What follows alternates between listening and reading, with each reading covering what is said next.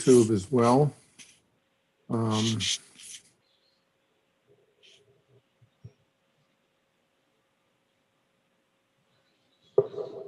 And Keith, you can go right ahead and start. YouTube as well. Okay. Welcome. I am Keith Howard, Chair of the Recovery Monument Commission. Today we will okay. Is that me that is having all that sound come in, or? I heard that as well. Okay, so if everyone could mute just while I get through this boilerplate stuff, that would be great. So today we will be discussing a number of issues and hearing from invited guests. Before we get started, I'll read through a checklist to ensure that the meeting that we are holding is in compliance with the Right to Know law. As chair of the New Hampshire Recovery Monument Commission, I find that due to the state of emergency declared by the governor as a result of the COVID-19 pandemic, and in accordance with the governor's emergency order number 12, pursuant to Executive Order 2020-04 and its extensions, this public body is authorized to meet electronically. Please note that there is no physical location to observe and listen contemporaneously to this meeting, which was authorized pursuant to the governor's emergency order. In accordance with the emergency order, I am confirming that we are providing public access to the meeting by telephone, with additional access possible by video and other electronic means. We are utilizing Zoom and YouTube here for this electronic meeting. All members of the committee and selected legislative staff have the ability to communicate contemporaneously in this meeting through this platform, and the public has access to contemporaneously watch and or listen to the meeting on YouTube, etc., and via phone by following the directions and links provided on the General Court website. We have provided public notice of the necessary information for accessing the meeting in the Senate calendar. We are providing a mechanism for the public to alert the public body during the meeting if there are problems with access. If anyone has a problem, please email waterssenate@gmail.com or call 603-969-9224 for people to contact in the event of issues. In the event the public is unable to access, the meeting will be adjourned and rescheduled. Please note that all votes taken during this meeting shall be done by roll call vote. Finally, let's start the meeting by taking a roll call attendance. When each member states their presence, please also state where they are and if anyone else is in the room with you during this meeting, which is required under the Right to Know law. So, I will call off your names and please answer those questions. Senator Waters. Here. And I'm in Dover alone by myself in my room. Okay. Representative Bolden. I'm in Manchester in my house, and there's 2 sleepy dogs that'll probably bark later. Okay. Shannon Quinn. I'm in Concord at home. I have 1 adult child in the house, but not in the same room with me. Okay. Jake Berry. Yes, good afternoon. I'm at my home in Manchester with only my sleeping dog in the room who will bark once representative's dogs bark. Okay. Doug Griffin. I'm calling from the flower shop, which is closed today, so I'm the only one here. And I'm on the panel twice because I don't have microphones or cameras on the computers that I have here, so I had to call in. So that's why I'm on the phone and my name is on the screen. Okay. Cynthia Wood. Not present. Susan Allen Samuel. Not present. Nicole Klein Knight? Not present. Jamie Lazar? I am present. I am home in Nashua and I'm here alone. Okay. I am Keith Howard. I am at home in Northfield. I have two adults who are paying no attention at all to what I'm doing. So, and then Glenn Brackett.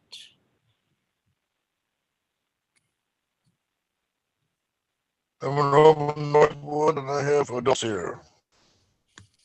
I'm sorry, could you repeat that, Mr. Brackett? He's at home in Northwood, I had to promote him to panelist so he could speak just because of the version of Zoom he had. Oh, okay, okay, good. So he is here at your invitation, Senator Waters, to speak? Well, no, he just signed on, came as a participant, but his technology was such that I had to make a panelist so that he could, if he wished to speak, he could be available. Okay? Oh, good. Thank you for clarifying that. So has everyone had a chance to review the minutes from the December meeting? Keith, before we get into that, this is Shannon. Brittany has said that she's been able to call in, so I'm not sure if she can hear us or if you can see that she is on there. She has called in from a 228-1600 number. Okay, Senator Waters, as the pilot here. He has been allowed to speak, and so I think she's with us Excellent, thank you. when the time comes. Okay, well, welcome, Brittany. With the rest of the commission's permission, what I'd like to do is insert Brittany's time here rather than have her sit through the discussion of the minutes. Is there any opposition to that? Okay, hearing none. Welcome, Brittany. My name is Keith. I'm the chair of the commission here. And did Shannon have a chance to tell you what it is that we're looking for? Yes. Okay, so, well, first of all, tell us a little bit about yourself. So Shannon had reached out to me. I am the daughter of two addicts. It is all I've ever known. My father was 23. Pardon me. I'm sorry. Yeah. I'm taking the minutes. Could you give me your first and last name and spell them, please? Brittany, Brittany, and then last name is Schifrin, S-H-I-F as in Frank, R-I-N. S-H-I-F-R-I-N? Yep. And where do you live? I live in Salisbury, New Hampshire. Okay, thanks a lot. I'm sorry to cut in. I just wanted to ask before you got too far. Thank you very much. Oh, no worries. So I am the daughter of two addicts. My father was only 23 when he had me, and I was his firstborn. My birth mother was 26, and I was her fourth, and she didn't have custody of any of her children. It took less than 5 months for my paternal grandparents to step in, knowing that my birth mom wasn't sober and was being very reckless with me and my belongings and my life. And my dad was doing the best he could, hanging on by a thread, trying to raise a baby and keep his own sobriety up without too many resources available at the time. So at 5 months old, my paternal grandparents got custody of me and started going through the adoption process. My dad knew he couldn't give me the life I deserved, so he signed over his parental rights as soon as he was able to. He walked into the court, signed over his rights, and then left. But my birth mother, on the other hand, it took 9 years for her to do the same. During those 9 years, the only contact that I had with her were a few visits at the visitation center in Concord if she decided to show up for the scheduled visits. My dad was definitely in my life as I was growing up. I was a daddy's girl for sure. And all of it seemed normal to me. I was growing up being raised by my grandparents. My dad was there when he could be, and nothing seemed out of the ordinary for me because that's just how I was raised. As I got older, though, I noticed things were changing. I noticed that things would go missing and my father would have erratic behavior, realizing that he was pawning my belongings to have cash to fuel his addiction. And I was about 10 or 11 at that time when I noticed. At this point, I had no contact with my mother, and the roles of parent versus child at age 10 or 11 switched with me and my father. He was acting very childish, and I had to grow up very quickly due to that fact. My grandparents were not going to remove him from my life because they felt it was beneficial for both him and me to still be involved in each other's life, and they didn't want to lose their relationship with him either. So there was a huge mental toll that was taken on me at such a young age. It led to anger outbursts, anxiety, paranoia, depression, and PTSD. When I was 12, my dad had another child, and that caused a lot of issues for my mental health because I had trouble understanding that if he had trouble taking care of himself, why would he have another baby? But shortly after the birth of my sister, her mom left. My father relapsed and ended up back in jail. So my grandparents took her in as well. So his addiction at that point flipped my life around yet again.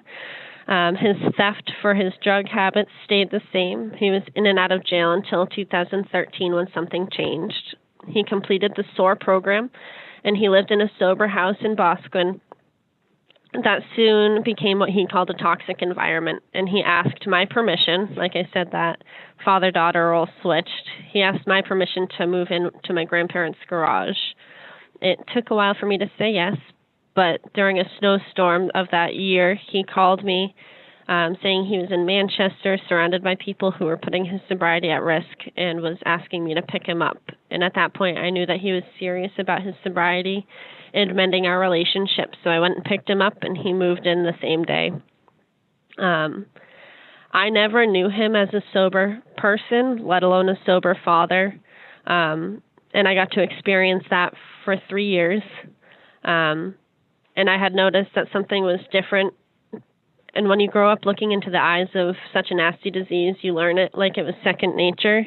So my gut told me that he had relapsed at that point. So I had told my grandparents. I called his PO, and she struggled a drug test for 2 weeks out from my call. But it only took 4 days after my call for a lethal amount of fentanyl to be injected into his body at my house, where he had passed away. And we had to sit with him for 4 hours while an investigation took place at our home, and they took him away. And that's how we had to say goodbye. Our relationship will never be mended due to this. And as far as I know, my mother is still alive in active addiction with no relationship with me. And that's it. Thank you so much, Brittany. There's Oh, you're welcome. there's a lot to think about in what you've said. I don't know if any of the commission members have comments that they would like to make or questions that they would like to ask of you, Brittany. Oh, that's fine if they do. Okay.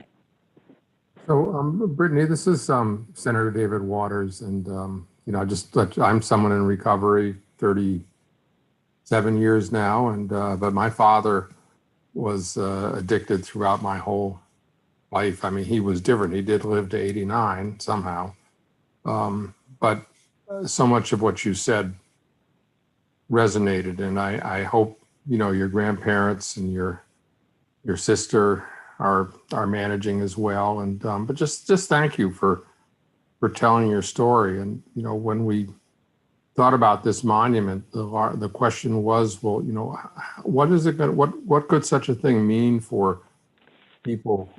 And what would you like in it? What would mean something to you in your circumstances? And that's really the question that we're pondering in our first few meetings. Is what is it that would provide some meaning or speak to your experiences. So I had actually went to my grandparents with that because I got some questions prior to this, so I was a little bit prepared.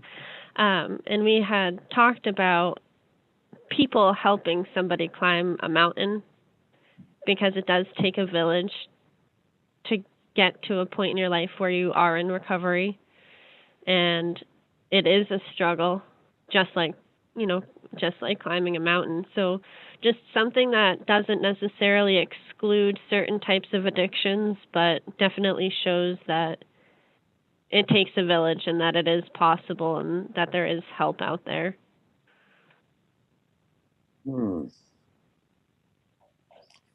So, other questions or comments for Brittany? Well, if I could, or somebody else, I have another one, but go ahead if somebody else. I was just curious how old you are. We can usually I'm tell 23.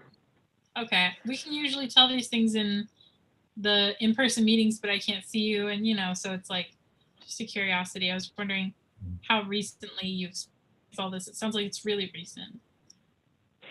So my dad passed away 4 years ago. So, Brittany, this is Keith Howard again. I am so impressed with your ability to talk about this. I'm wondering, how did you develop the strength to be able to go on, given all of the unfortunate circumstances that life brought you? What have you done to be where you are today? Because that is a form of recovery as well, I would say. I didn't really have much of a choice. I had two options growing up. It's either I could, in my family, we said you can either not fall far from the tree or you can roll apple roll. And so it's, do you want to be like, did I want to be like both of my parents, or did I want to succeed and strive in spite of the problems that they were dealing with in their life? And my grandparents who took me in didn't really give me much of an option other than to just do better and be better. And they're strong and they're my rocks. And, my sister at 12 years old, or almost 12, is, she's strong enough as it is. She only knew my dad mostly when he was sober, so she doesn't really have the same take on it as I do, but she gets through it at her age, so there's no reason that I shouldn't be able to at my age. So I did a lot of fundraising for New Hampshire Hope for Recovery, and I was able to get over $1,000 donated to them. And I now work at Riverbend Community Mental Health Center so that I can help other people as well. Brittany, I'm Doug Griffin. I lost my daughter in 2014. And I'm just wondering, did you move in with your dad's parents or your mom's parents? My dad's parents. And how did they take all this? So my grandma was the one who found him. He was home. He was about to start making dinner, and he said he had to use the restroom. He went upstairs and never came back down, and that's when she had found him. So a couple years prior to him passing, she had lost her father, and then she lost her son. And with all of that, there's definitely, we call them we say we're having a day. And that just means we just need a little extra love and some happy memories for it. So we'll cook dinners and meals that he would have loved, and we'll do things outside that he would have enjoyed doing and things like that. So we all do our best to just keep his memory alive, and I think that's what gets us through. That's awesome. I appreciate your efforts, and you seem to have come out of this so well. I'm just so pleased, and thank you. I appreciate that. Thank you. Okay. Senator Waters, you'd had a question, yes? Yeah, and so Brittany, I appreciate your suggestion and your thoughts about the climbing the mountain, because that's an apt feeling. And, and I think that that's the kind of sense is that what would make you feel potentially that this was be a place that you could go to and feel your own experience, not just your father's, was memorialized in some way. And, even to the point where, just, what would make you feel like it's not just for the folks that are lost, but for the folks who are in recovery and also for the folks who are family of people in recovery, but also family of people who've been lost. Yeah, I think the person climbing the mountain could be any of that. I think the person climbing it could be the one coming out of addiction. It could be the one reaching for help because they lost someone to it. It could be the one who's dealing with it with somebody who's active in recovery in their own life. I think that pertains to anybody. And well, thank you. And another thought we'd had too was that a lot of monuments, they have the monument, and then there's also a plaza or some way of families, with bricks or pavers or whatever to commemorate people. And is that something that you think that your family or just other people who had the experience would find useful or of interest? I think so. With everything that my dad had gone through, we don't have a place that we can go for him. He was not buried anywhere, and we don't have a plaque or anything anywhere, so everything's just at home. But I think it would just be beneficial for people to have a place to go to have a moment with their loved one or anything like that. I think that would be nice. Thank you. Brittany, my name is Jake Berry. Thank you so much for sharing your story. I really am incredibly moved by your strength and your courage. I'm wondering now, is there a place that you go that you're able to go to for reflection or solitude or just where, is there a place you're able to go when you need time and space to think of your father or what you've been through? The easiest place is not easy to get to. Our place that him and I used to go to a lot was Littleton, New Hampshire. So it's a little bit of a haul to get there. So I try and make a trip about once a year, and I go to our favorite restaurant and things like that. But anywhere close by, there isn't really a place aside from when I'm, like alone driving in my car or something along those lines. Yeah. Thank you. So, Brittany, is there anything more that you may have left out or forgot that's come back to you that you'd like to make sure that we know? Not that I can think of.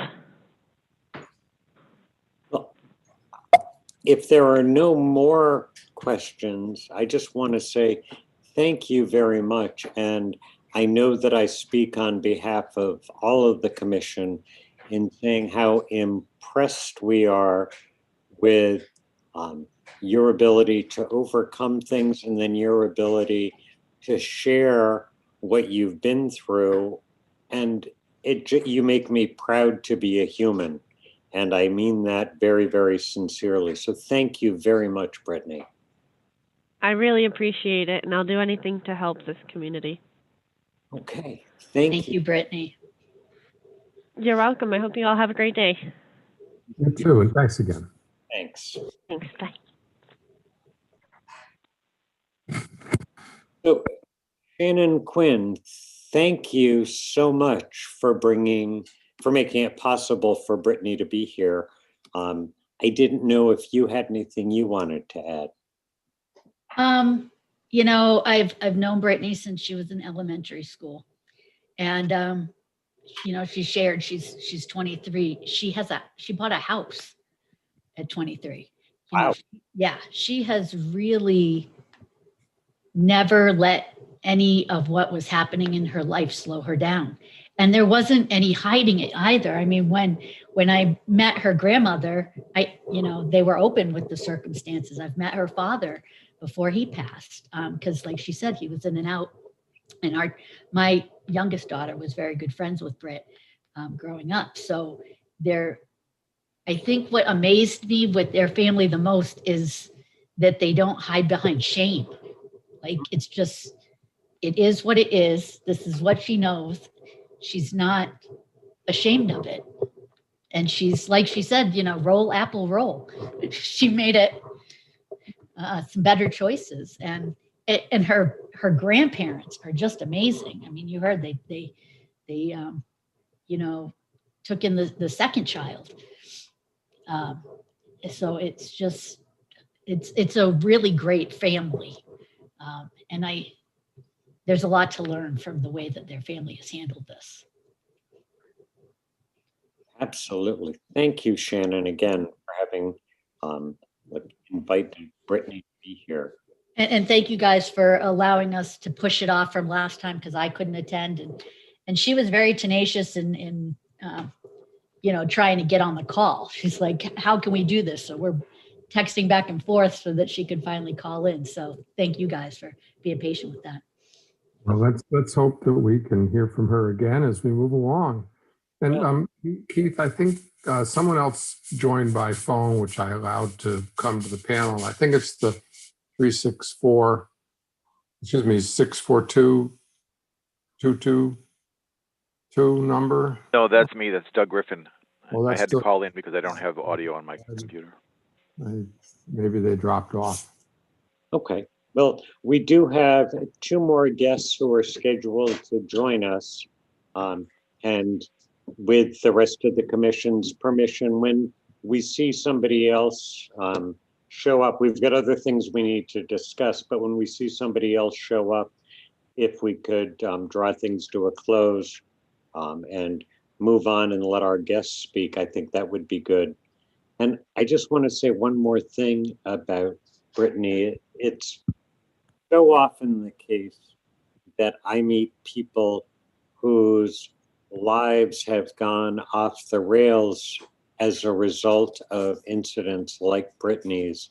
And it is really exciting to see a young woman who, instead of using those experiences as an excuse to make bad choices, has instead created such a strong humanity. And Shannon, I don't mean to keep on belaboring the point, but thank you so much. I want to personally thank you for letting me have that experience of listening to Brittany talk about her life. So thank you. You're welcome. Okay, so December 7 minutes. Representative Bolden sent them all out, and then they were sent out again today. I believe everybody's had a chance to review them. Is there anything any changes folks would like to make to those minutes? Any comments? Seeing nothing, hearing nothing, I will entertain a proposal to accept the minutes as written. So moved, Senator Waters. Okay, is there a second? Second. Jake Berry seconds, or Cynthia Wood, or Jamie. Everybody wants to second, but okay. All in favor. Do we need to do a roll call for? Yeah, unfortunately we do. Yep. Just of the people present, yes? Yep. Okay, so how vote you, Representative Bolden? Yes. Thank you. Shannon Quinn, how do you vote? Yes. Jake Berry. I wasn't there, so I'll have to abstain. Okay. Doug Griffin. I wasn't there either, so I'll abstain. Cynthia.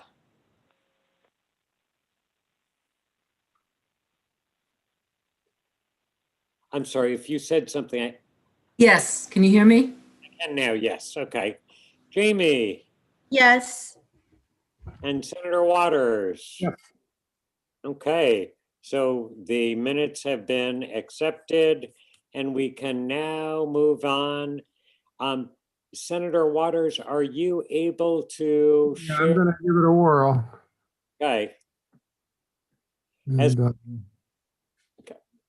as we discussed at last month's meeting, we've put together both a paper and an online survey to be distributed to interested parties throughout the state so that we can get some kind of insight from a larger population than we can possibly have come and meet with us.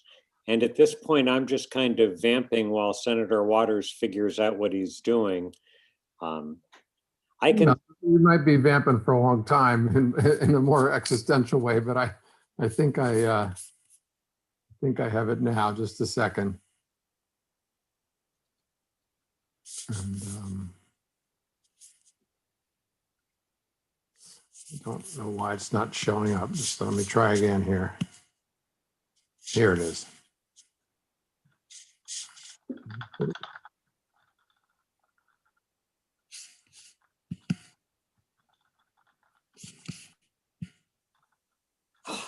How are we doing? There's paper. There's good job, Senator Waters. Would you like to guide us through this survey, Senator Waters, since you've got the ability? Thank you, Keith. So we obviously talked about this at the last meeting, and then the steering committee met and went over our thoughts and ideas. And then thank you for Representative Bolden for taking it from there. And what we thought would be important was to get some basic information from people if they wish to do so. And then a kind of a wide open question about things and anything you don't want in a monument. And is there anything else you'd like the commission to know? We had some discussion about including in this a one sentence or so summary of what the legislation actually says we're doing and the parameters for it. And I don't know what we're, how we plan to incorporate that, Representative Bolden or Keith. So that. Yeah, I think that's just a matter of inserting something up at the top. The online version that we put together. So it's technically not the most recent iteration. Could you put up the online version? This is the one that Keith sent us. But there's also a link to it. Hold on, let me see is it possible for me to share my screen, or Amanda, for you to share your screen, or is that not possible? Yeah, I'll try. Okay, and do you have the link to the online? Yeah, I'm pulling it up right now. Let me try to share my screen now. Oh, it says host disabled participant screen sharing. So it seems like only Senator Waters is going to be able to screen share for this one until the settings are changed. Yeah, I'm learning, you see. Yeah, it's okay. For what it's worth, even if you change the settings, what I know. Now it says all panelists can share. So give it a whirl again, Representative Bolden. Let's hope. Oh, yeah, it works now. Okay, 1 minute.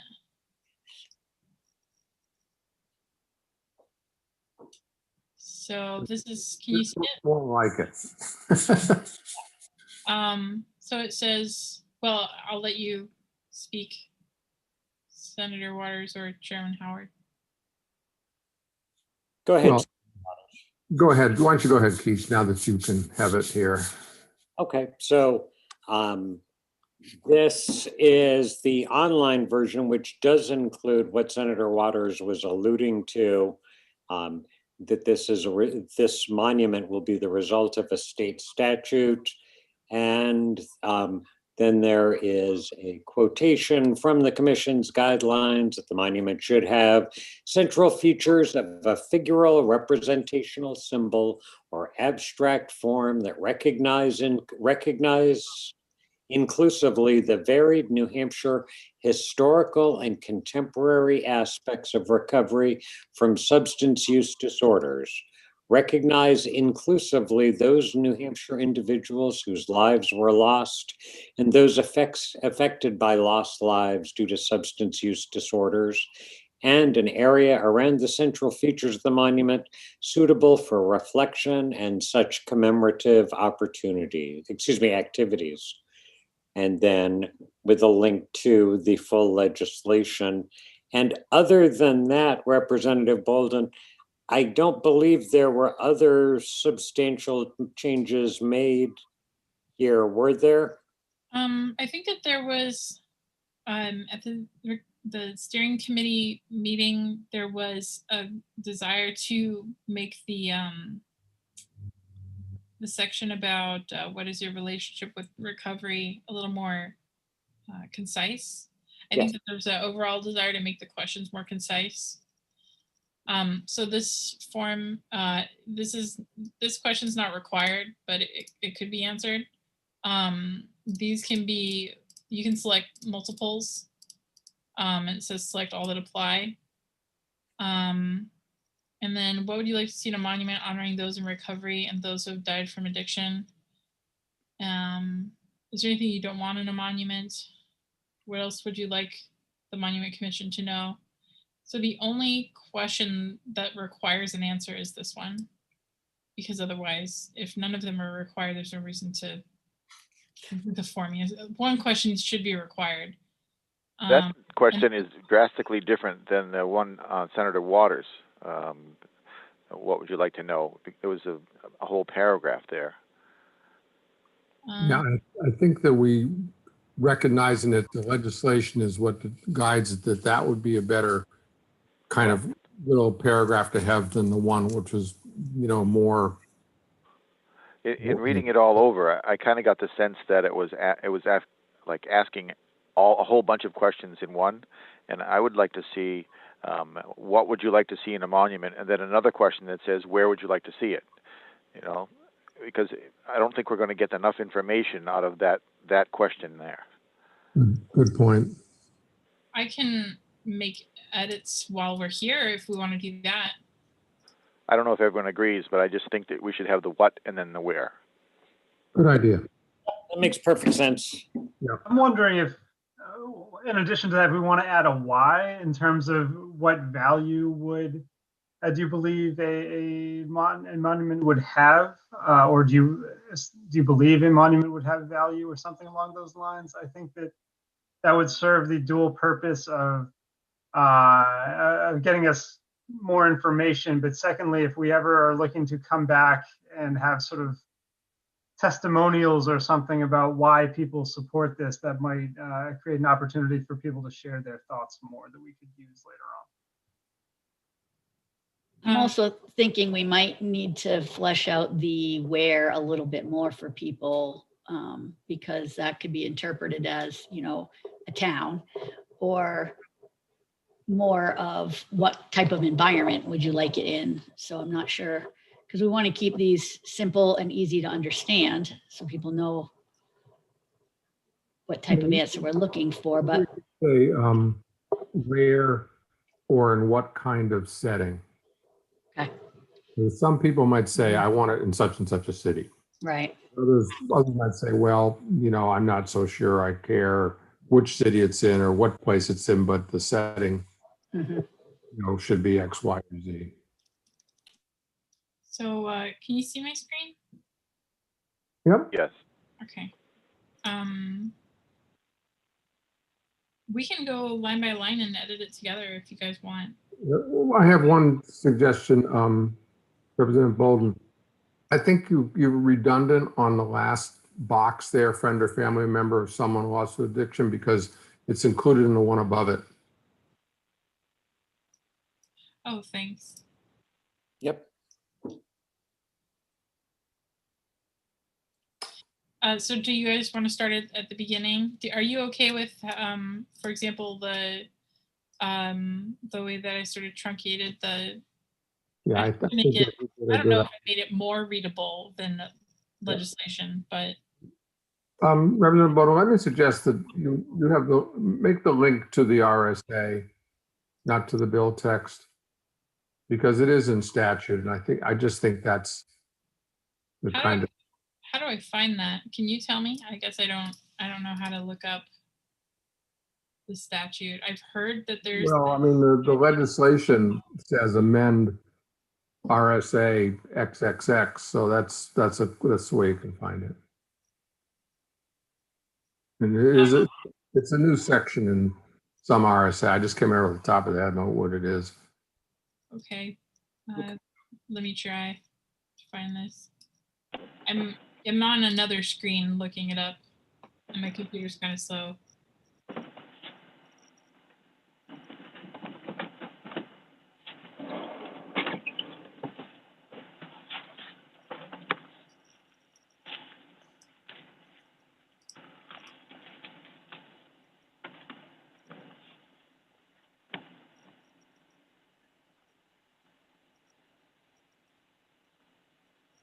If you have any other edits to propose while you're waiting on my computer, which behaves like it is the 90s.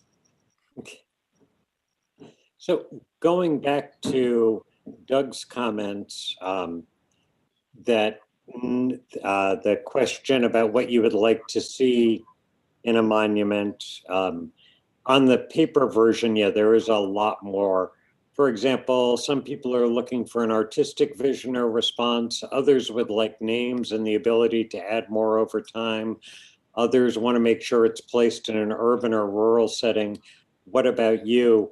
So we were in the original paper version, asking those questions about what people are looking for. So I wonder if there's a way to edit the question that's on this form to get folks to be providing more than just a nice monument as an answer.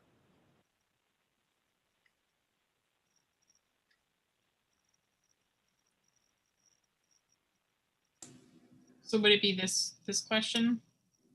Well, or we could refer people back to the top and say, given the legislation. I think I'm sorry.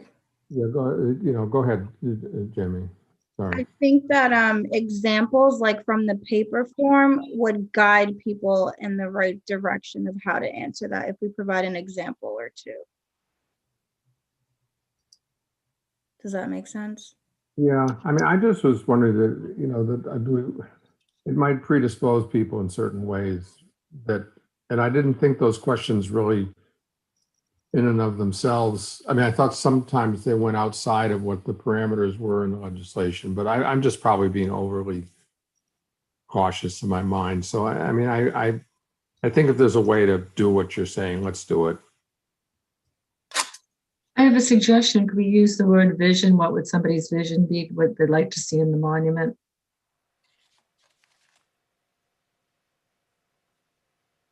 Tell me a little bit more about that, Cynthia. Like, how would the sentence now read? Well, I'm just thinking it's like specifically, what do you envision a monument to be as far as for people in recovery and remembering those that we have lost?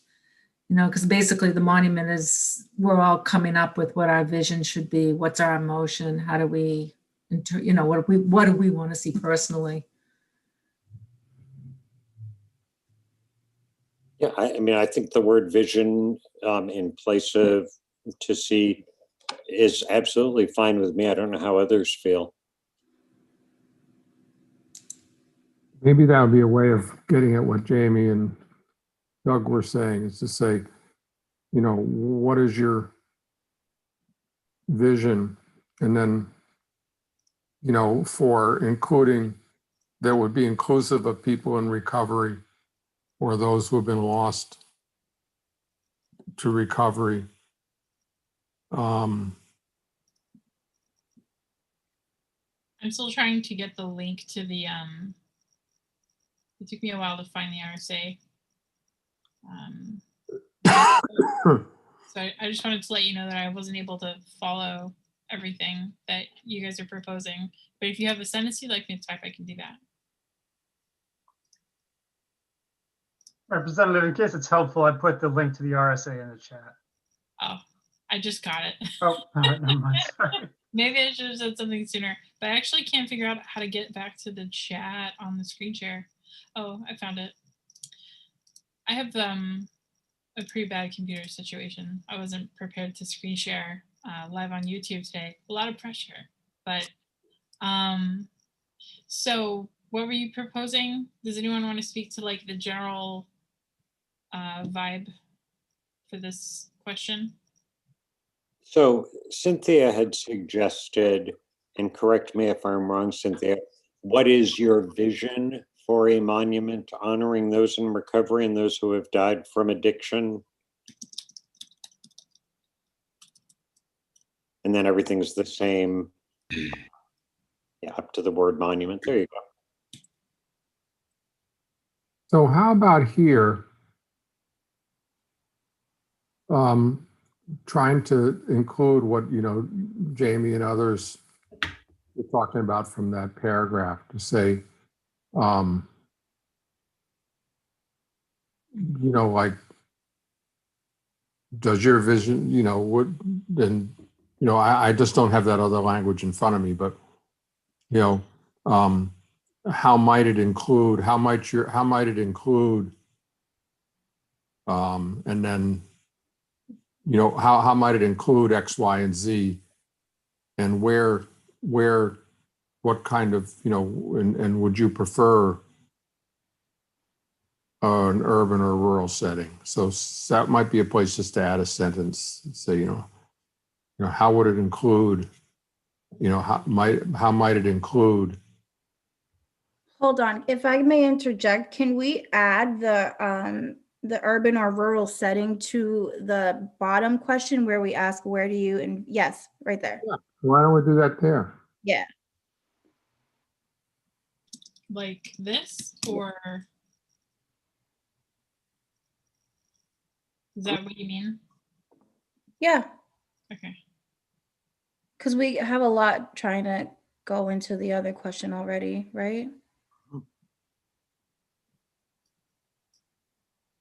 Yeah, and I think that if we leave it like that, though, they're going to answer with the question, with the answer urban or rural, when we're really looking for the setting, you know. That, I think that's too, it doesn't give them enough choices there. It doesn't make them think, I guess. But then you can put example, you know, give example. Quiet. Isolated, or I think we're getting, I think we shouldn't clutter it up. I'm sorry. I just.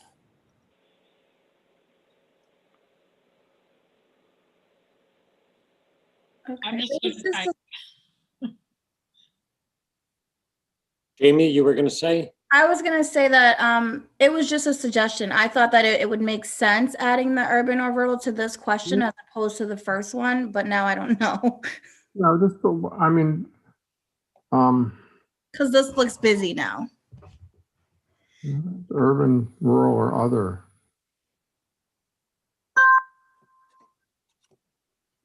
What setting might you? Oh, just what type of setting would you like to see the monument in? Rural, park-like, or other, you know.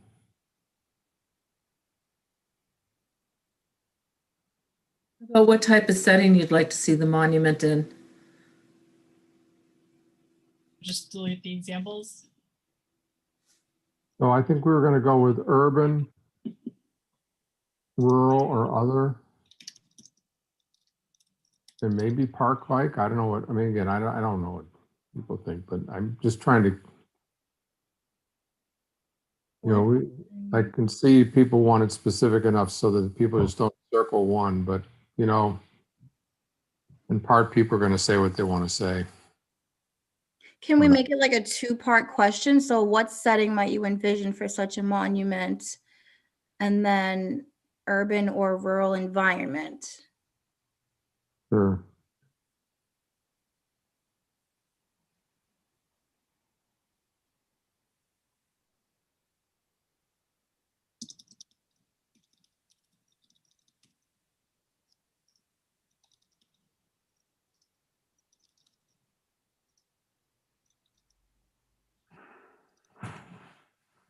What is that? I don't know what this does. Oh, it It's looks like in you make there. people can type there. Okay. How about that? It looks like if they click on other, then they can fill it in with something instead of selecting one of the options. Does that work? Is that kind of?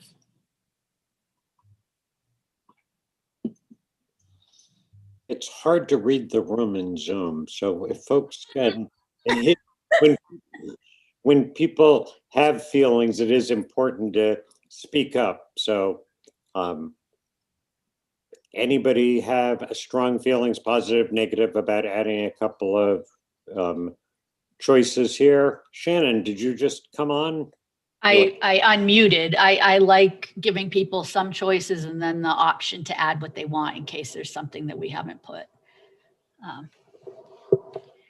Good. It was good. Is there feedback on this question?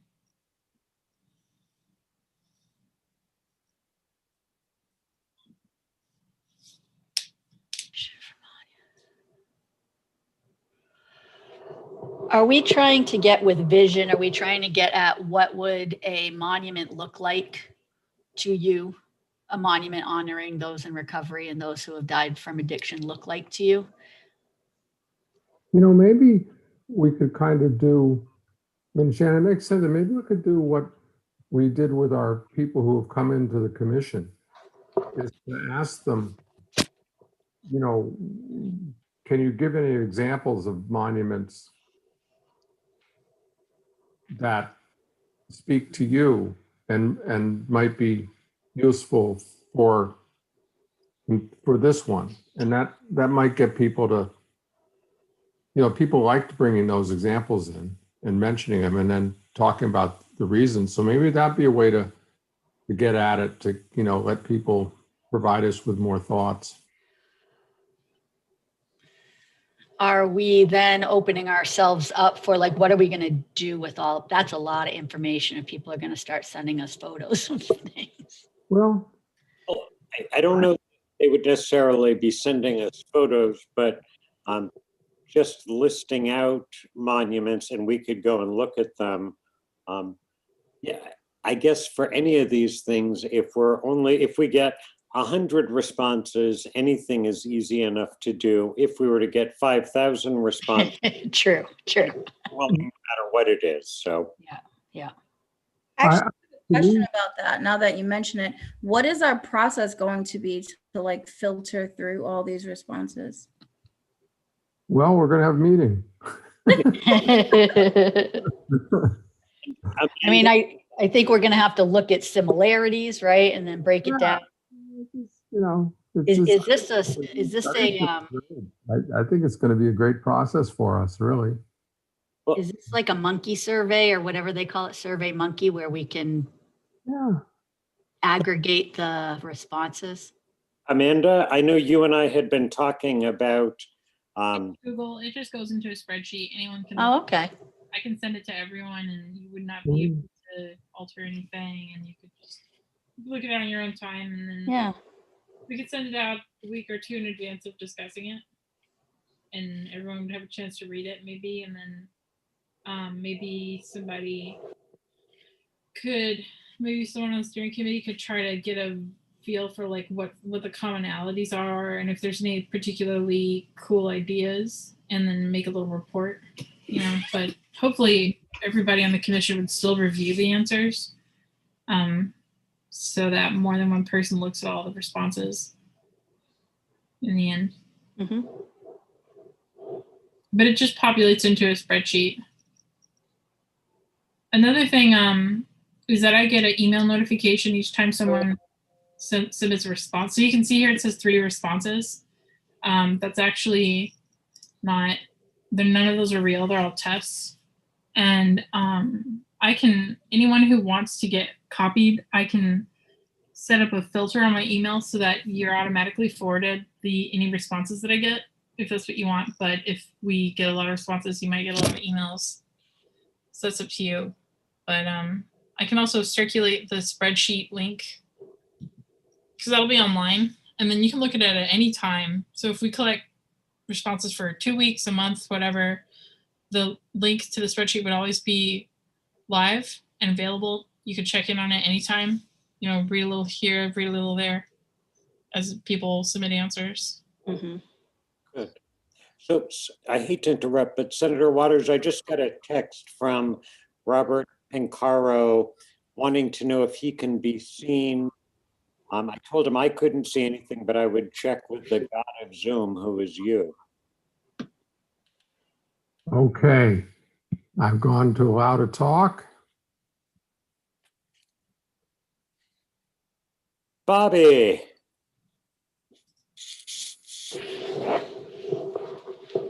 Are you there, Bobby? Can you hear me now? Oh, there you are. Awesome. Thank you. I appreciate the invite and being here. Well, we're glad to have you here. So, let's see. Are you able to? I know you're calling in, or are you coming in from a computer? Are you able to see us, or is it just by phone? No, I could see you guys. Okay. So you can divide us up into old, young, attractive, unattractive. All of the above. No, I'm just seeing whoever's speaking. Nothing against who's who. But that's pretty much all I got Okay. on my end of being able to view everybody. Okay. So, can you tell us a little bit about yourself? You like to go by Bobby or Robert or Bob or Robbie? I go by Bobby, and thank you, Keith. So again, my name is Bobby Pinciero. I'm not only somebody who works for GH Recovery Solutions, a treatment center here in Nashua, but also a person in long-term recovery. I've been in recovery for over 4 years now. And this is something that really, it means a lot, and it's really important to me. And I love being able to be involved with this kind of stuff. Okay, so Bobby, can you tell us briefly what it was like in terms of addiction, what happened, Sure. what it's like now? Sure. I mean, so when I was in active use, the way I like to describe it was like I used the substance every day to forget the problems in my life caused by using a substance every day. I alienated my family. I pushed them to the breaking point. I pushed all jobs to the breaking point. I gave up my education multiple times. Pretty much, if it didn't feed my addiction right then, I wasn't going to deal with it. It consumed my life. It became me. And what happened was I reached a breaking point when I was 21 years old. I went to my first treatment center. I'm sure that they taught me a lot of good things, but at the time I wasn't prepared. I wasn't ready to put any of those things into action, and I relapsed shortly after. After that relapse, which lasted about 3 weeks, it brought me to my lowest and darkest point I've ever been in my life. And I was left with 2 options. It was either get sober or die. And I chose the first one. So I came up to Nashua, New Hampshire for the second time in August of 2016. I've been here since. And today my life went from sleeping on people's couches to moving into my own home, paying a mortgage, which is pretty cool, to being a part of my family today, to being employable, to being somebody who looks forward to go to work every day, looks forward to help others, to be a part of my life today and be part of others' lives today. You know, it's something that, you know, I learned this from somebody a while ago, probably like 3 years ago now. It's just, you know, for every good thing, every bad thing, everything, I could say thank you. You know, I can say thank you for everything today, because I know what I have right now is kind of, you know, you could call it borrowed time or extra time or whatever it may be. But, you know, today I'm so thankful for life and being able to help others and being able to be there in my own life and my family's life and my friend's life. So, you know, this is something that really, really means a lot to me. Okay, thank you, Bobby.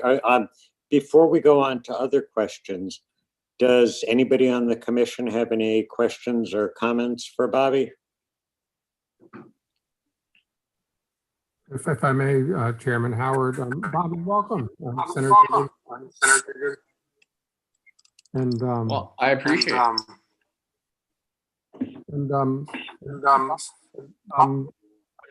I'm sorry.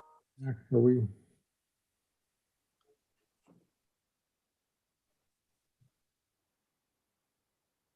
Say that again. You were kind of going in and out.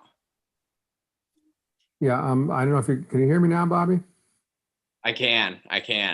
Yeah. All right. So, Bobby, I'm Senator David Waters, and welcome and thanks so much. It's great to have you here and your thoughts. And before we start talking about the monument, I wonder if you could tell us a little bit more about, you know, who you're working for now and what the kind of services, and, you know, what's the recovery organization like, and how are things in Nashua? Yeah, of course. So I work for a company. It's called GH Recovery Solutions. We're under the Gatehouse treatment umbrella. And in the past, I want to say 3 to 4 months, we've had a lot of really interesting developments, things that really mean a lot to me. Namely, the fact of that can only provide treatment for those with private or commercial insurance, to being able to treat everybody. It doesn't matter what kind of insurance, what kind of financial means somebody has. We're going to help them no matter what. You know, we provide a PHP program, which is 30 days. The way I describe a PHP is the only difference between us and a residential is that you don't live on property to where the groups are being held. We have our own separate recovery housing.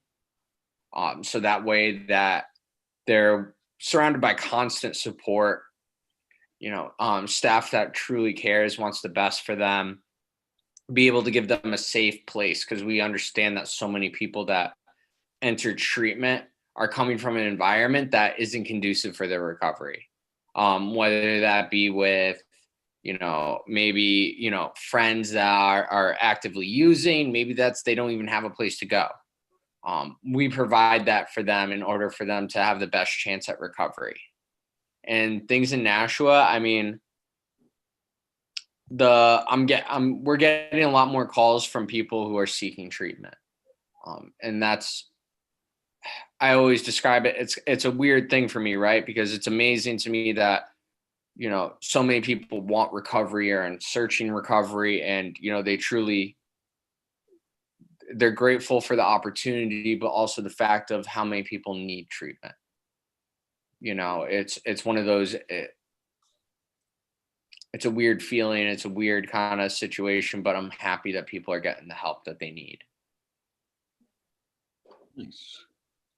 Okay, so thank you. Now, Bobby, you and I have spoken about a monument that's going to memorialize and honor people who are in recovery plus people who have been lost to addiction.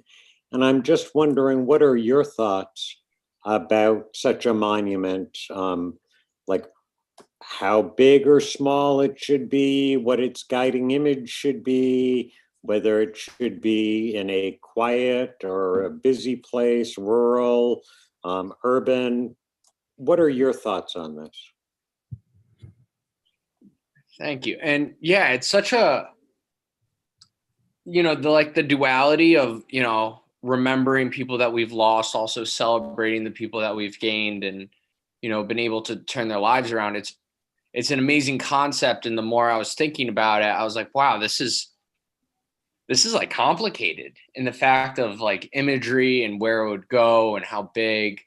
And Keith, I know you and me were discussing it, and I really agreed with your idea of, somebody pulling out of somebody from the water, yet there's still people in the water. I think it's a great way to show, yes, it's possible that there's a lifeline, that there are those on the shore that are willing to reach their hands out and help those that are stuck, but also you have to reach out. When you said that, I was like, wow, I really think that's a really amazing way to encapsulate this idea of the duality of the situation of how do we celebrate, those who have recovered, and how do we remember those that we've lost to this, this epidemic, and how we can do this. I do think that an urban center would probably be more impactful. Mm-hmm. I think just having a place where people are already at, cities are, let's be real, they're very hard hit by the epidemic. They see it every day. I know I see it every day when I drive into Nashua. Every time I drive into Manchester, every time I drive into Concord, these are things that I'm seeing. I'm seeing the obvious side effects of this disease. So I think it would be a great place to start. And then size-wise, I see it like a happy medium. Something that catches the eye, that pulls you in, but also isn't. I feel like if we go too big, it would kind of take away from it. Okay. People want to get up close and see and really appreciate it. Now, are there any monuments in your experience that have really knocked your socks off or moved you in some way?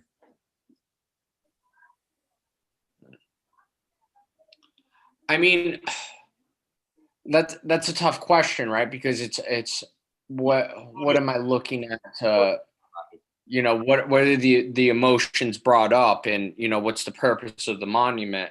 I can say, looking at, say a monument of, the Vietnam, right, memorial it's somber, right? And that was the point of it, so that was something for me, but obviously I don't think that fits this, this idea of celebrating life and remembering those that we've lost. That's more of just remembrance of those lost. Yep. So is there anything you really don't want to see in a monument?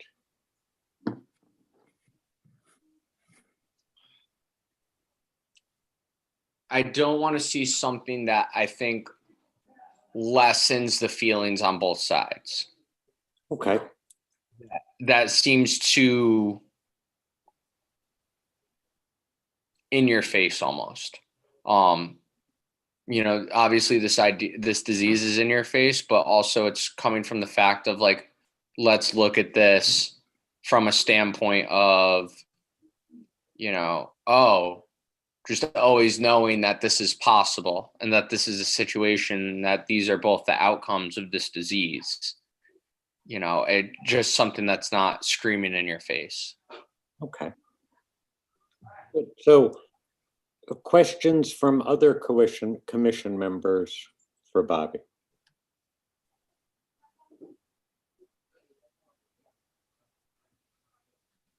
Hi, this is Jamie. Can you elaborate a little bit on what you mean by in your face? Like, what does that mean? So when I say in your face, I'm saying something massive, right? Something that, what's that? Like in size? Correct. Okay.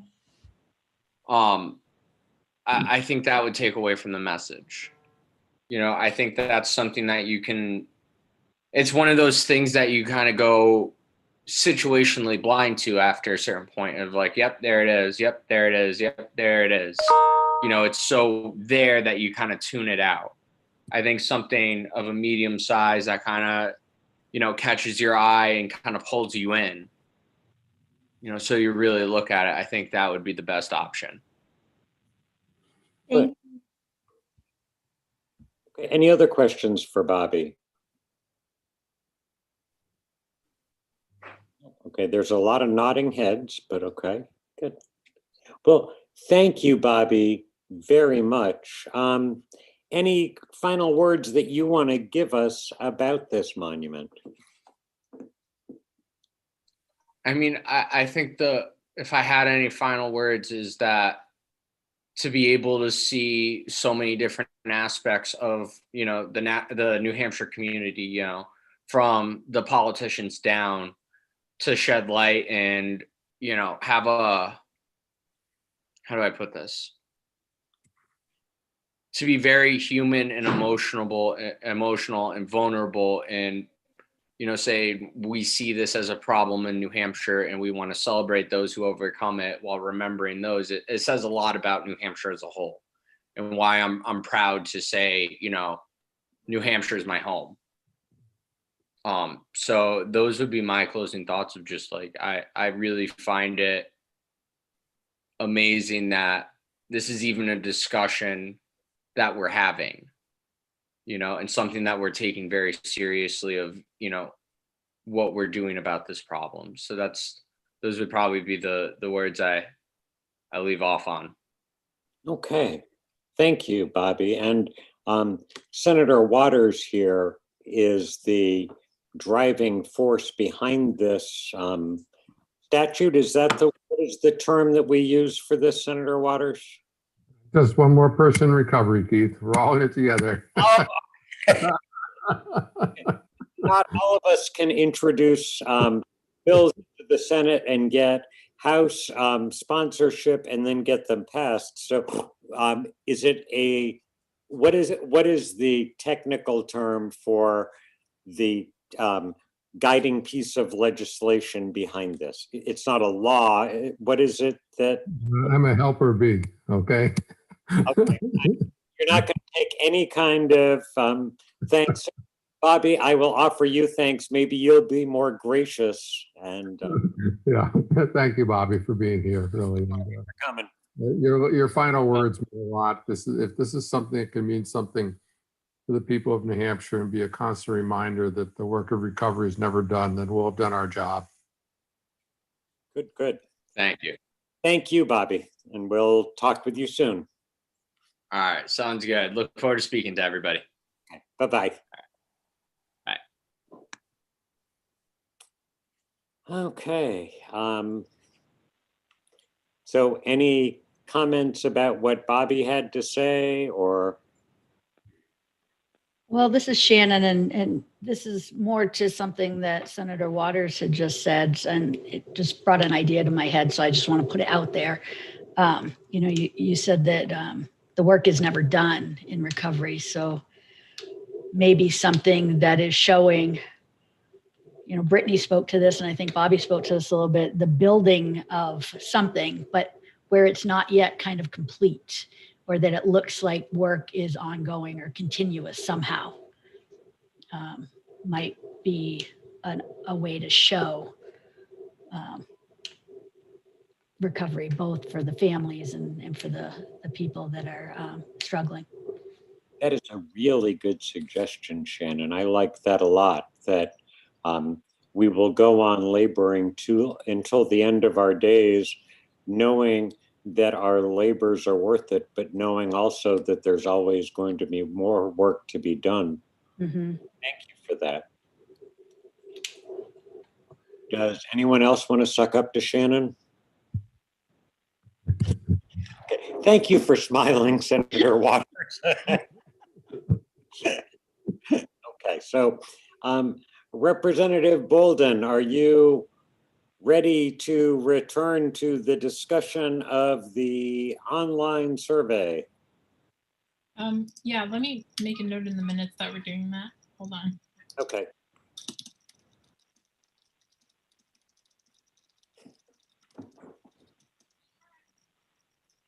And I will screen share. You can hear me, right?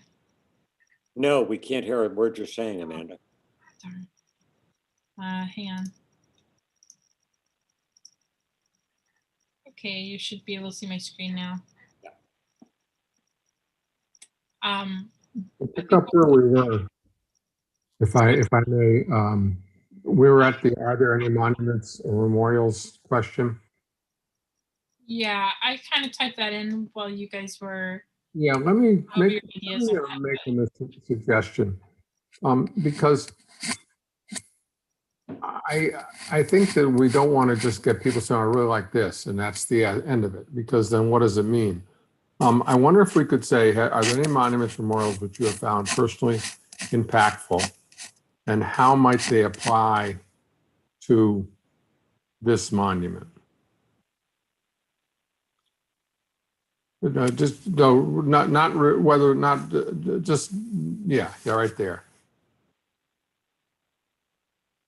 Because for example, the Vietnam War one, as Bobby was saying, yeah, I mean it's somber, it's meant to be somber, and it's related to that war, but the feature of having everybody, everybody's name on it, or the feature of, bringing you down into the site, or anyway, I mean, people might pick something, or the Holocaust memorials, something very different, but people said things about elements of them, or, the people who brought in sculpture that had figures, and, talking about how having the people there really draw you in. It's kind of what Bobby was saying too, that, that you want something that can be not so big, but is intimate enough so you can get involved, kind of involved with. So that's what I'm hoping that that this question might get to, is that, let us know what has moved you, but then how, what from that might be the thing that would help us. So does that make some sense? Mm-hmm. Can I make it two questions in one? Like this? Oops. Yeah, sure.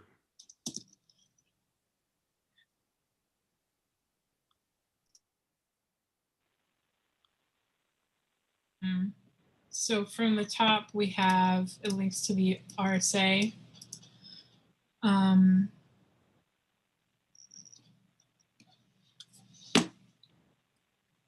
So in recovery from alcohol misuse, in recovery from stimulant or opioid misuse, in recovery from other substances or behaviors, is that phrased correctly? I was trying to kind of bring in what was in Chairman Howard's original write-up, where he talked about gambling and other things. So I didn't know if behaviors was the right terminology there.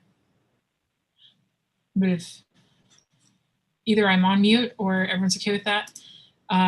Everyone is okay with that because nobody has said they're not okay with that. Okay. Friend or family member of someone in recovery or lost to addiction. And so does that kind of cover everything? What is your vision for a monument honoring those in recovery and those who have died from addiction? And it's set up to take a lot of text here. Are there any monuments or memorials which you found personally impactful? How might they apply to this monument? What setting might you envision for such a monument? Does it say might too many times? Does it sound like an 1800s novel? No, it doesn't sound like that. I don't think it says might enough times. We want this to be as mighty as possible. You could just say do. What setting do you envision? I mean, Um, can we go back up a little bit, Amanda, to the what is your vision for a monument? So there were some folks who I think we got down to this, took care of the setting thing, but there were some people who had wondered whether we could incorporate a few kind of hints or prompts here from the earlier version, and I didn't want to shut that conversation off if people thought there was a way to add a little something to this.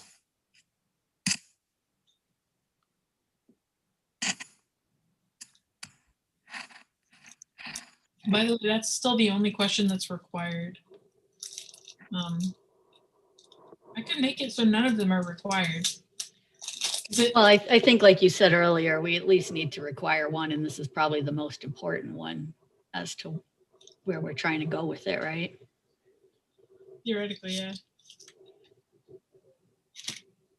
It's funny though, because either people are going to fill it out or they aren't. I mean, if you click on it and you don't want to fill it out, I don't know. I wonder if we need a required one at all. But If there's any one question you absolutely want an answer to. yeah, true. But Okay.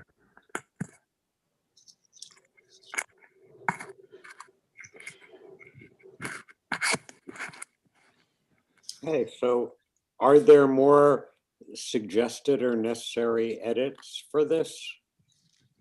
I do have a question. We might have already answered it, and I missed the answer. Back up with the substances. It looks like we combined opioids and stimulants into one question, and it had been broken apart in the paper version. And I didn't know, do we need to know it separately, or is putting it together okay? that was something that came out of the steering committee meeting. Okay. I mean, my opinion that it should just be, are you in recovery or are you a friend or family member of someone in recovery? And that it's possible to choose both. But because I don't necessarily know Why we're capturing this. I don't know what, but I think that it was parsed out in very big detail originally in Chairman Howard's write-up and the document that he made. So maybe you can tell us what you think. Like, do you think it should be very detailed, a little detailed, or vague? Well, I think I was probably looking at the question through my recovery center director set of glasses, which is always looking for ways to gather data. Right. May be useful at some future point, so you don't want to let the opportunity go by. But here, that's not what we're trying to do at all. We're just trying to get people to identify whether they're in recovery or they're not. So it really doesn't make any difference whether it's alcohol, stimulants, opioid, some other substance or behavior.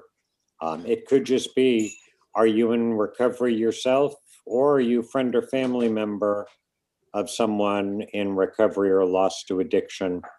Like, I don't think it makes all that much difference because we're trying to meet the needs of both constituencies. It's not as though this is an opt-in or opt-out thing. Both sets are constituencies, so. Right. So we could take out the first two options then and just ask if they're in recovery or if they're a friend or family member of someone in recovery. Or Yep. lost. I don't want to be annoying, but because of what Chairman Howard said about collecting information in case you ever need it, it occurred to me that maybe we would want to know this information about people so that we know that we have a good sample of experiences later on, and that we would want to know that we've heard from people with a lot of different backgrounds. Maybe we could, Sorry? maybe we could say in recovery, and then have a line underneath it, optional. What kind of recovery or from which substance or behavior. Yeah, that'd be great. In that way of, I mean, I've always felt a little uncomfortable about checking off a box on these things because I just do, in terms of why do we need to know that for the monument? Right, we're not gathering this for any sort of funding purposes. It might not, I mean, I might be in one kind of recovery, but want a monument to address other kinds that I'm more interested in having it address. I don't know, so. I don't know what the takeaway is. I'm not sure what. So we could just say, we could have the box that says in recovery. Underneath it, there could be a line that says optional. And then from Substance or behavior, question mark. I'm not sure if that's what are you saying, like check it off and fill it out? You just say you check off in recovery. Then there would be a line that says optional. That would say optional substance or behavior, question mark. And if somebody wanted to fill it in, they could.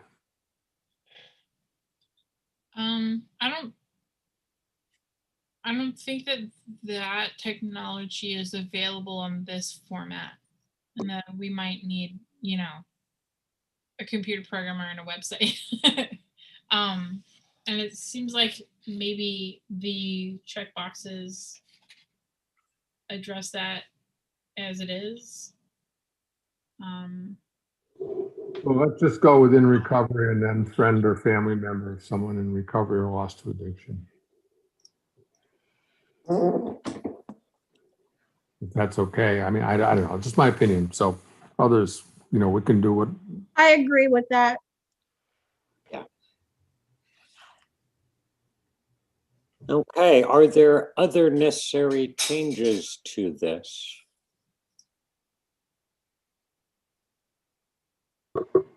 You mean this question? I mean this question and then the larger this of the survey.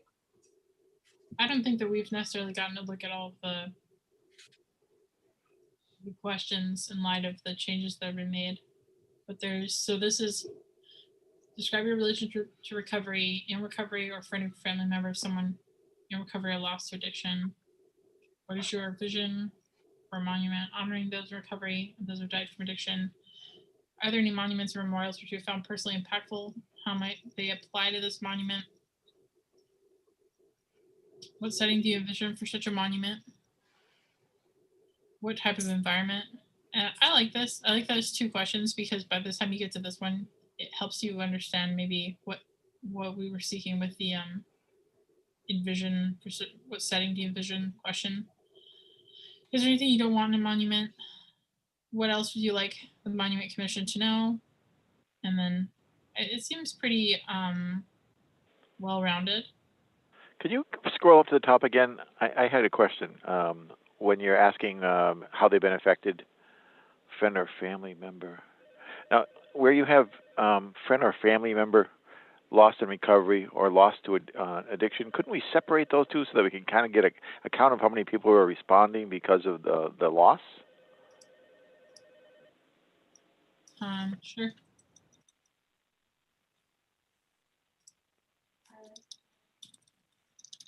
Oh, jeez. Of someone in recovery. The pressure to type while on YouTube is so intense. This would give us the ability to determine how many people are responding because of the loss and how many are responding because of recovery. That would be a great filter for us. Okay. And that would tell us if we want to have bricks. Maybe. Okay. Good idea. Anything else, guys?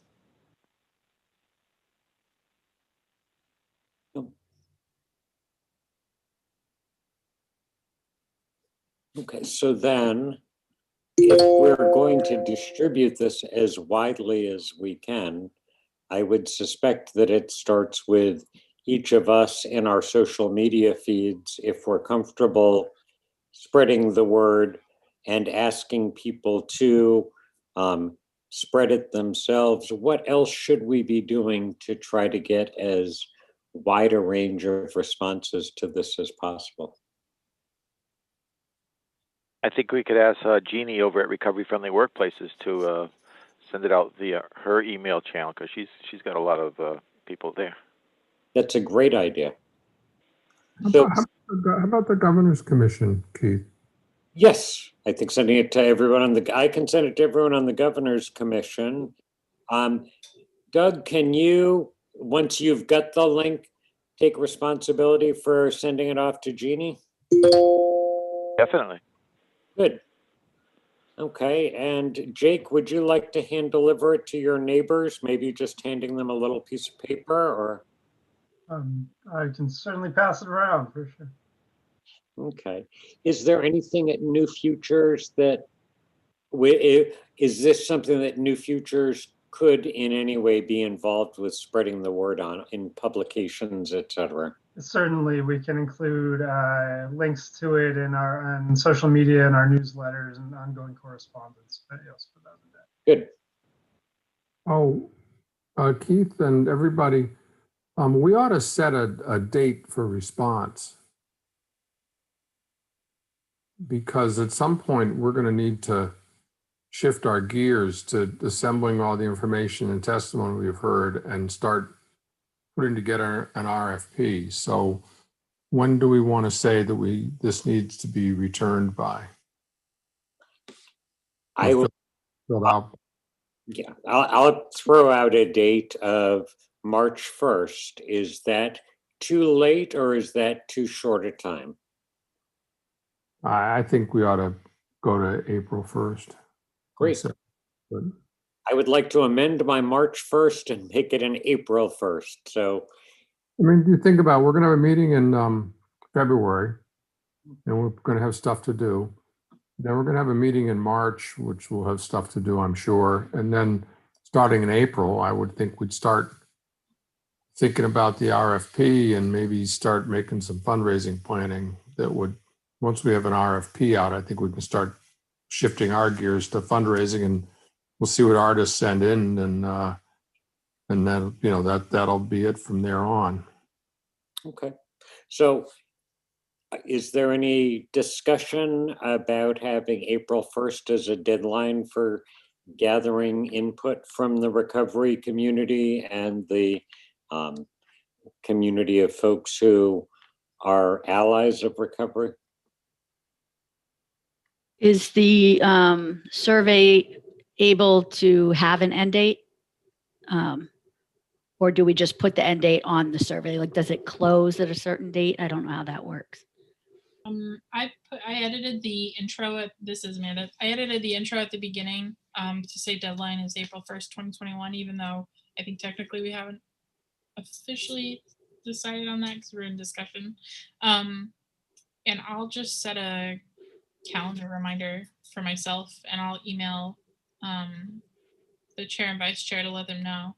But, you know, if people miss the deadline and there's just something to talk about later, it's not a big deal. You know what I mean? Like if it's April 15th and we get one random entry, something to look at.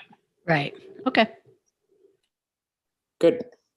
So, Keith, it occurs to me that I could have a press release sent out from the Senate, and I think it should be from the commission and from you, but it'll go out through the Senate. And this is like a paragraph saying the commission is doing this and that, and we have this survey, and that people can, you know, can connect to it. And whether we want to follow that up with any letters to the editor, but that would get out to all the press in New Hampshire. That's a great idea. So I can ask, you know, once this is good to go, let me know, and I'll ask the, you know, the Senate President's office to maybe be in touch with you about a press release. Good. Okay, so I don't know if everyone has seen that Amanda has put a link to the survey in the chat box.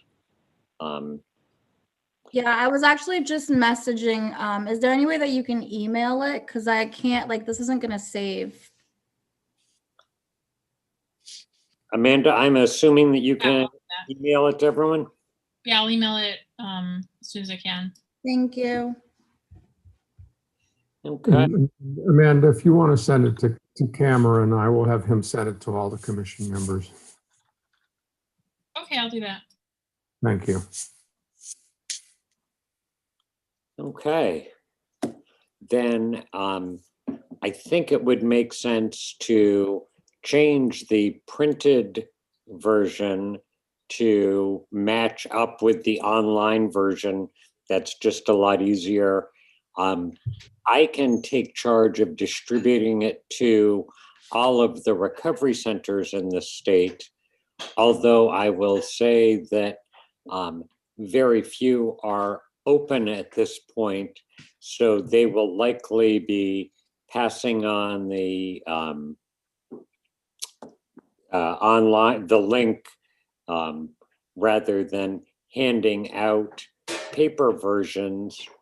I do go to a couple of in-person 12-step meetings a week that have got fairly small populations. I'll distribute them there.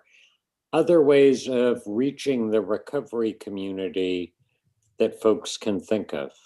Do we want to go through some of the providers as well, the New Hampshire Providers Association or NADICA? Yep. And to see if they would be interested in making this available to their clients. Perfect. Thank you. Well, I'm not sure how, but to get it out to the churches, because there's a lot of families who have lost and people are going to the churches, they might be able to have some input and fill out the surveys. That's a great idea. Do you know if there is, I mean, I know that Protestant churches break up into different sects and denominations all the time, but is there a centralized church community at all in New Hampshire, or is that a ridiculous question? I don't know the answer to Yes, Well- there is. We've actually started the Good Samaritan Network, which is a band with all of the Christian churches in New Hampshire. And I think they already have 108 churches signed on. We could do that through Dick Kiernan from the Harvest Christian Church in Hooksett. That would, and I think Good Samaritan is primarily evangelical churches. Anybody know if there is like a more mainstream, like a, for the, I don't want to say more liberal congregations. Well, this is Shannon, and I used to work for Lindy Keller, whose husband is a pastor at a congregational church, and I know that Lindy's been involved in some caring clergy trainings. So I can ask her if there's a way to get this out through the other churches in the state. I mean, there is the New Hampshire Council of Churches, and they would, that network. Thank you so much, Shannon. And thank you, Doug, for offering to get this to Doug Kernan. It's Dick Kiernan. Kiernan, I apologize. Or Doug Kernan, you know, whatever. Whoever I he also is. have a contact at the New Hampshire Alliance of Churches too. It's another, I don't know how they're organized. Another church guy, but I can get him the information. Well, that would be great. Thank you, Doug. Okay, so anything else that we need to discuss on the topic of these surveys? According to Senator Waters' staff member Cameron, he's emailed out the link, so you should all have it. Oh, and there it is. Yep. Like magic. Okay, so we've got that. We want to share that on our social media streams. Anything else, any other discussion on the surveys? For what it's worth, I think it would be great if each of you try to take the survey, because a lot of times filling out some form that you've made helps you notice the problems with it. And also to give you a feel for what it feels like to fill out the survey, to think about what your answers would be. And then if any of you are thinking that we missed something or that something should be changed a little, maybe we could have a group email about it to make some last minute changes. But yeah, it would be great if you guys could fill it out. Absolutely. Will do. Okay, and is it one person, one vote, or can I go ahead and fill it out a dozen times? There's technically nothing stopping you. Okay, good. Okay, then the last topic that I had down on the agenda, I'm going to ask if we can push off till February because I think it's a little bit premature, and that was the issue of starting up a 501c3. Does anybody have strong feelings that we should start talking about that now? Right now, with 15 minutes left, is that what you're asking? Thank you, Shannon. That's how I would have framed that question. So. Sorry, I just blurt that out. No, I don't think we should start talking. That's kind of a deep one to get into, I would think. Senator Waters looks very thoughtful or dreaming of dinner. So we talked about this some in the steering committee, did we, Keith? Yeah.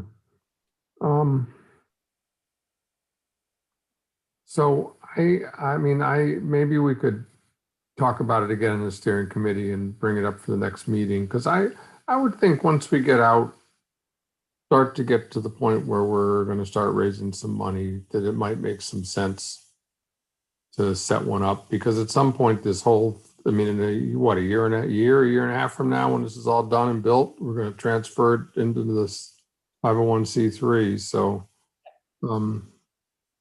but you know, whatever the commission thinks, I don't think it's urgent, but it probably would be something good to do at some point this year.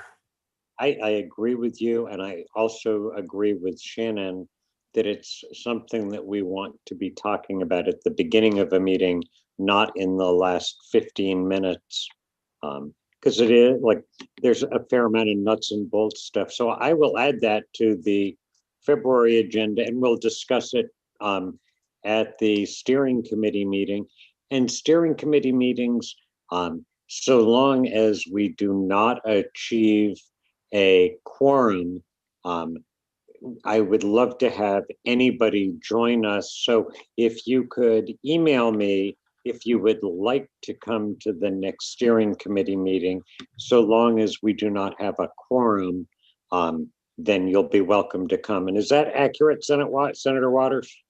Sounds great, Chairman Howard. Okay, so are there any other issues that need to be discussed before I get ready to start chucking under the chin and otherwise entertaining a motion to adjourn? Seeing nothing but stony faces, I will entertain a motion to adjourn. I'll second that.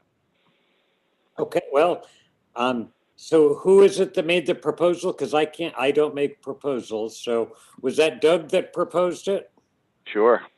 Thank you. And is there a second? Cynthia, did I see a wave of your hand? Second. Okay, this is one of those TV shows with an auction going on where Lucille Ball has accidentally, I'm sorry. We're going to get out of here so long as we can agree. So I'm going to go through and do a roll call vote to say goodbye. Representative Bolden, how vote you? Yes. Jamie Lazar, how vote you? Yes.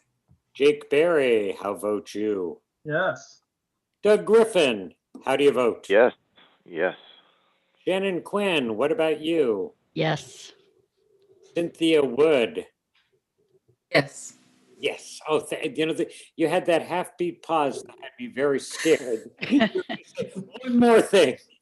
Senator Waters, how about you? Yes. Okay. Then everybody, please go away and come back another day. So.